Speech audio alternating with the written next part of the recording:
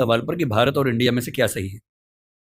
संविधान सभा में इस पर खूब बहस हुई थी। यह हमारे संविधान का अनुच्छेद 1 है और उसमें लिखा हुआ है India that is Bharat shall be A union of states. बड़ी इंटरेस्टिंग बात है कि उस समय डिबेट थी कि भारत का नाम भारत रखें या इंडिया रखें। कुछ लोगों ने आर्यव्रत भी कहा, आर्यव्रत कहा, कुछ ने हिंदुस्तान कहा, सब नाम चले। अंत में सहमति बनी कि नहीं, भारत और इंडिया ही ठीक है। नेहरू जी ने खुल के तो नहीं, पर नेहरू जी के पर्सपेक्टिव से जो बात वहां पर ज्यादा आई वो ये थी कि हमारे संविधान के बनने की प्रक्रिया में जो बहुत सारे एक्ट थे जो अंग्रेजों ने बनाए थे, जैसे इंडिया इंडिपेंडेंस एक्ट 1947 का है, 1935 का एक्ट था, उन सब में इंडिया का इस्तेमाल था। उस समय के भारत की तरफ से जो समझौते अंतर्राष्ट्रीय थे उन सब में इंडिया नाम था। पश्चिम की दुनिया हमें इंडिया के नाम से जानती थी, अमेरिका हो, फ्रांस हो, कोई भी हो, सब इंडिया जानते थे। नेहरू जी का मिजाज जो था वो ये भी था कि हमें ग्लोबल पर्सपेक्टिव में चीजों को देखना है, पूरी दुनिया से संवाद करना है, क्योंकि उनकी रुचि अंतर्राष्ट्रीय मुद्दों में ज्यादा थी, बहुत ज्यादा थी। मेरे ख्याल से इन सब वजहों से तय हुआ कि हम अपना नाम इंडिया रखेंगे, पर इंडिया के बराबर महत्व भारत का भी रहेगा। तो लिखा गया India that is Bharat, India जो कि भारत है, राज्यों का एक संघ होगा। 4 दिन पहले की बात है, मैं हॉलैंड में एक टैक्सी में बैठा हुआ था। इंटरेस्टिंग बात सोच के देखिए, टैक्सी का ड्राइवर मोरक्को का रहने वाला था। उसको जैसे ही पता लगा मैं भारत से हूं, उसने मुझसे यही सवाल पूछा। उसने कहा कि यू आर फ्रॉम इंडिया? मैंने कहा yes. We are listing to a debate India और Bharat, what do you think? मैं बड़ा चकित कि ये मोरक्को का आदमी हॉलैंड में रहता है, इसके मन में ये सवाल आ रहा है। तो मैंने कहा कि ये तो राजनीतिक कारणों से हुआ है, लेकिन बात अपने आप में सही है।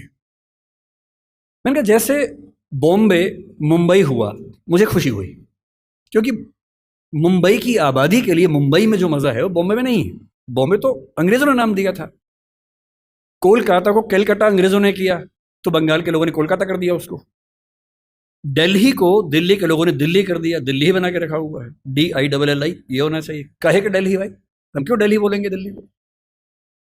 ये सारे तर्क अगर सही हैं, अगर बर्मा का नाम म्यांमार होना सही है क्योंकि उनकी जनता की आवाज तो म्यांमार में है, बर्मा में नहीं है। श्रीलंका और सीलोन की डिबेट में वो अपने आप को सीलोन ना मानना चाहे, श्रीलंका मानना चाहें, क्योंकि उनकी भाषा श्रीलंका बोलती है। तो मेरे मन में सवाल बड़ा साफ आता है कि भारत इंडिया क्यों होना चाहिए। मैं फिर स्पष्ट कर दूं, मैं सरकार के पक्ष में नहीं बोल रहा हूं, मुझे उनसे रत्ती भर मतलब नहीं, मैं एक विचार की बात कर रहा हूं।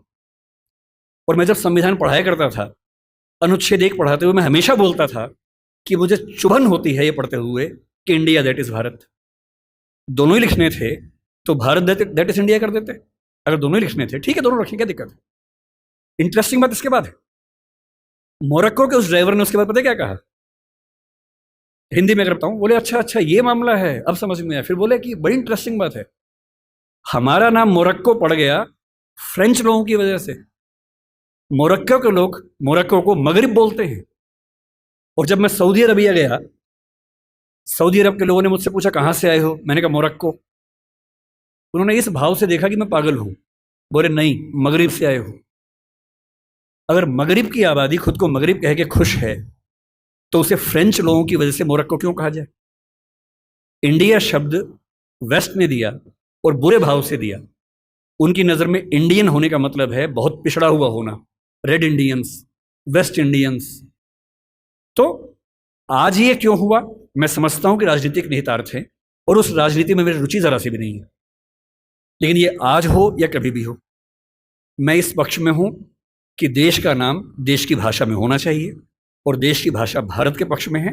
आप इंडिया भी रख लीजिए, इंडिया दैट इज भारत के बदले भारत दैट इज इंडिया मेरी पहली पसंद होगी। मुझे इंडिया से दिक्कत नहीं है, पर भारत मेरी पहली मोहब्बत है।